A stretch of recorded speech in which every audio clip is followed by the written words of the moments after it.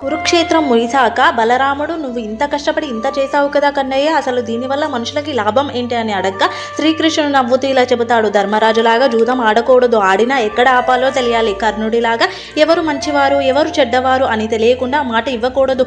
ధృతరాష్ట్రునిలాగా పుత్రులు ఏ పని చేసినా ఎంత పెద్ద తప్పు చేసినా సమర్థించుకోకూడదు. కుంతిలాగా పరిణామాలు తెలియకుండా కోరికలు కూడా కోరుకోకూడదు. అలాగే ద్రౌపదిలాగా ఎక్కడ పడితే అక్కడ నవ్వకూడదు. అలాగే దుర్యోధనుడులాగా పరాయి వాళ్ళ మాటలు గుడ్డిగా నమ్మకూడదు. పాండురాజులాగా కామంలో మునిగిపోయి ఆలోచించకుండా ఏ పని చేయకూడదు.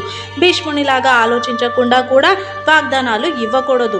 దుశ్శాసనునిలాగా ఆడవాళ్ళ శీలాన్ని అవమానించకూడదు. అశ్వత్థామునిలాగా గర్భంలో ఉన్న శిశువుని చంపాలి అనుకోకూడదు. గాంధారిలాగా కళ్ళు మూసుకొని పిల్లలు ఏ తప్పు చేస్తున్నా చూడకుండా ఉండకూడదు. పరీక్షిత్ లాగా తన వంశాన్ని చూసుకొని గర్వంతో ఎప్పుడు తప్పుడు పనులు చేయకూడదు. ద్రోణాచార్యుడిలాగా ఎవరు ఏ మాట చెప్పినా నిజం అని నమ్మకూడదు అని కృష్ణుడు బలరాముడితో చెప్పాడు.